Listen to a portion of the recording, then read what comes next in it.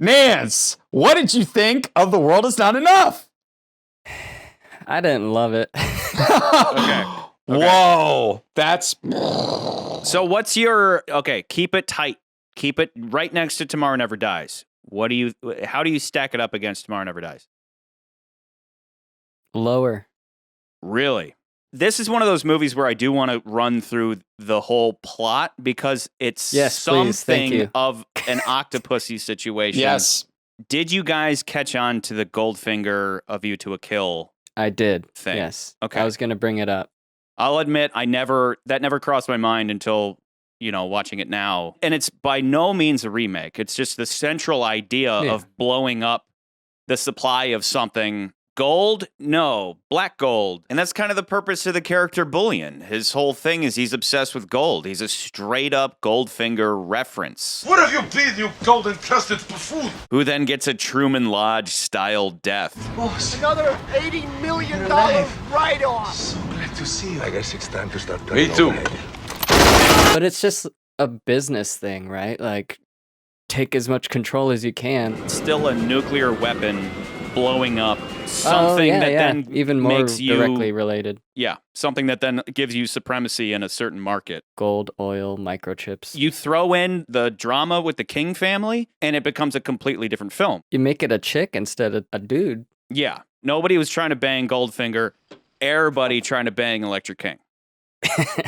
I could definitely use what you were saying you were going to do, like a run through of the plot. But I mean, I like Electric King and I like the plot and all that. It kind of went back to older Bond in a bad way for me, where it was a bit goofy and the action was not great. The Parahawks or whatever, the snowmobiles on the parachutes. I don't know if that was supposed to be exciting or tense or anything. It was just kind of slow and boring. The submarine fight scene was not interesting. Yeah. Like you just keep seeing Renard like putting the plutonium rod in, and it comes out and he puts it back in, and it comes out and he puts it back in, and it comes out and he puts it back in. It's just like a confined wet space that they're not able to really fight all that well in. As we already kind of touched on, you don't see them take advantage of Bond being injured at all, and he might as well not have been injured. Renard doesn't feel pain. They even say he gets stronger day by day, which I don't understand that. But okay, not feeling pain, sure. They don't take advantage of it, minus he plays hot potato with a guy as punishment, those I two suppose. elements. Those two elements were begging to collide. Bond being injured and Renard. All they mean is that he can push himself really hard.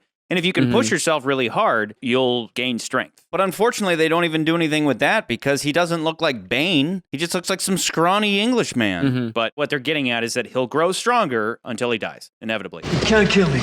I'm already dead. So getting to the plot itself, Elektra gets kidnapped, right, by Renard. So she gets Stockholm Syndrome, right? It's called Stockholm Syndrome. Common in kidnappings. Young, impressionable victim. Sheltered. Sexually inexperienced. A powerful kidnapper. Skilled in torture, manipulation.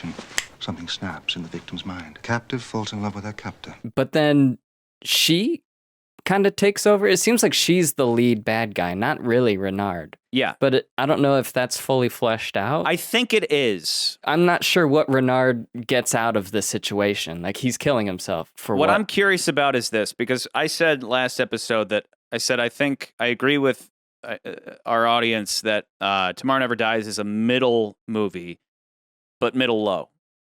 I think this movie is middle movie, but middle high. As much as I still think like the boat scene could be lost and it would make it a smarter movie. I think it is a smarter movie. I think it is a more purposeful movie than Tomorrow Never Dies' big dumb action movie stuff. As entertaining as that movie is, it's always going to be a big dumb action movie. This has some elements of that, but that action is motivated and purposeful. And I'm curious that if I run through the plot, if you'll keep where you have it or if you'll raise it. Yeah, so I mean, you're saying the action is purposeful and motivated. Obviously, that's great, but if it's boring action, then who cares? Like, what's the point of the Parahawk thing? How's that motivated? Yeah, I will say this. Like, I feel like a lot of times when we argue these movies, sometimes I do feel like you might say, oh, well, this is all motivated. Like the boxes are checked off, But I do think that, like, yeah, the boxes were checked off, but I didn't feel satisfied with the box being checked. I don't know how the better way to say that.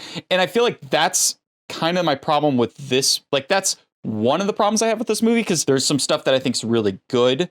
But I do think that, like, the direction, the action sequences, Denise Richards, really kind of weigh the movie down for me a lot. I would watch Tomorrow Never Dies and be really, like, okay with it. I'm like, I like this movie. This is fun. This movie, I feel bored by it. And a lot of the reasons why Nan says, like, a lot of the action sequences just don't really, like, are just like, I'm like, why am I watching this? Like, I'm not excited about it. And that's what, and like, I get why you're like, well, the plot, the story is so good because she has Stockholm syndrome and you think she's the good guy, and then it turns out she's the bad guy and all that stuff. And I'm like, that's great. And that stuff is good. Don't get me wrong. I do think the acting, particularly from her and from Renard, is good. But I do think there's other stuff that I'm like, for one, I'll talk about it later, but there's the huge plot hole that I've had to study like it's a book report, because it drives me nuts every time I watch this movie. I'd love to hear that, but finish your point. But two, it's just, there is a lot of stuff that I'm just like, yeah, the submarine stuff just doesn't really sell the movie for me. And I feel like this movie there's some plotty things that I just like don't like. For me, there's nothing in this movie that is so bad.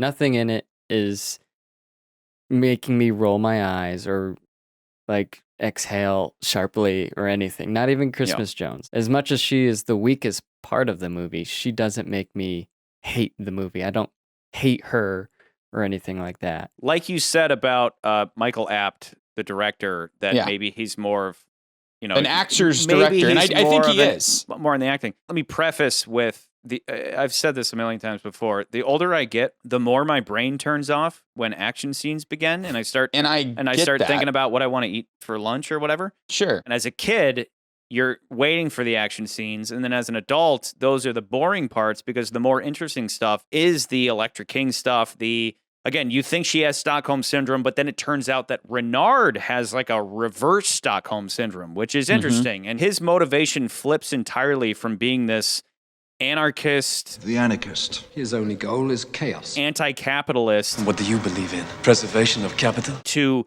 literally the opposite. He reverses to the point where he helps this woman he falls in love with to turn into the ultimate capitalist. The future is yours.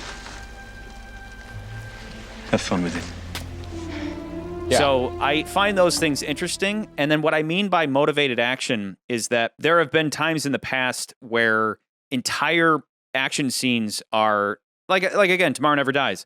They have that whole motorcycle chase that doesn't make sense because she could have taken the handcuffs off at any time. Sure. It kind of unmotivates this action. Or any other time that we've had an action scene just for the sake of action. Regardless of how the action is executed, and you guys saying it's boring is totally legit, if that's the way you feel. I'm saying that it's at least motivated so far as the story is concerned. And where it's motivated specifically with, you guys mentioned the Parahawk scene being boring. Whether I read it as boring or not, the action is motivated so far as that whole thing is to legitimize her as being this victim of a terrorist. And it checks out with the plot versus having an entire bike chase that we could have done without. They could have just escaped Carver's pad and just gone right into Wei Lin's safe house. That's what I'm talking about. If we talk about the plot, can we talk about my little issue with the movie? Like it's Sure. always bothered me. When we hit the plot hole, let me know. Okay. When we hit your plot hole. Tell us when we're hitting your hole right in the right spot. Oh yeah, just do it.